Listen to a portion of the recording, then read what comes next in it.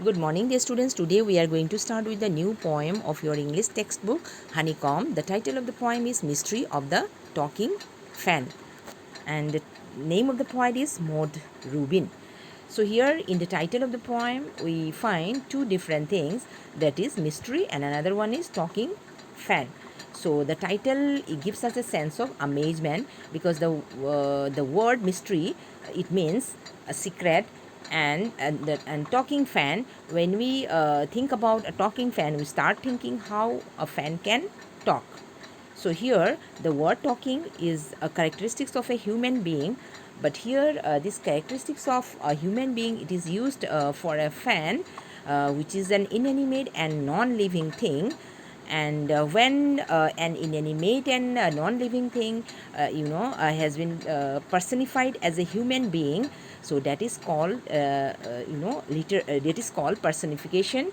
That is a literary device, okay, used by the poet in this poem. Okay, so here this poem beautifully captures the movement of the much familiar and mundane objects around us, which in today's time are a very essential part of our existence.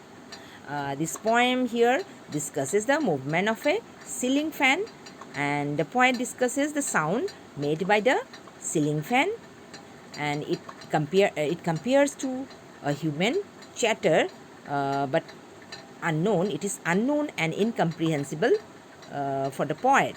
Okay, so now let us start the poem.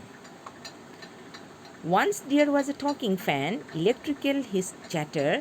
I couldn't quite hear what he said, and I hope it doesn't matter. Because one day somebody oiled his little whirling motor, and all the mystery was spoiled. He ran as still as water. So here the meaning of the word chatter means talk or gossip, and the meaning of the word whirling means moving around. Okay, and the meaning of mystery is secret, and the meaning of the word still, it is calm and quiet. So here the poet says that once there was a talking fan. Okay, there was a talking fan, and it chatters, and the poet here in these lines closely observes the movement of the ceiling fan, calling its noise chatter. And here the fan is called as electrical because it moves on electricity.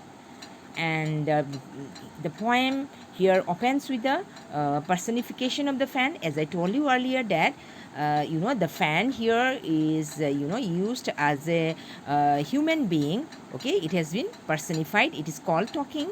So it shows that the fan has been personified as a human being.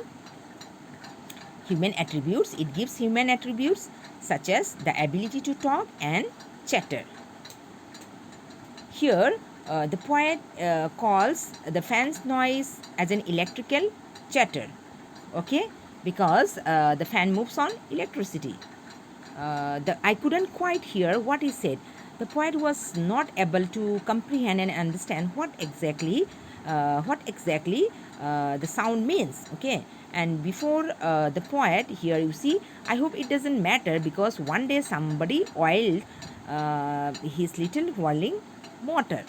And here you see, before the poet could succeed in decoding the mystery behind a talking fan, somebody oiled its motor. Okay, somebody oiled the motor of the fan, and then after that it stops making sound. And so it functioned. Okay, it was moving quite smoothly without any sound, and it functioned in such a smooth manner that no noise could be heard. So now the talking fan remain silent and quiet, like water. Okay, so here this poem is of 8 lines. So this beautifully describes here the poet here beautifully describes the movement of the fan. And so here lies the beauty of this poem. So here I think you have understood the meaning of this poem. So all of you must read the poem once again, and you must write down the poem in your notebook, and you write the summary of this poem. Okay, so this much for today. So we are going to discuss the question answers in our next class. Okay.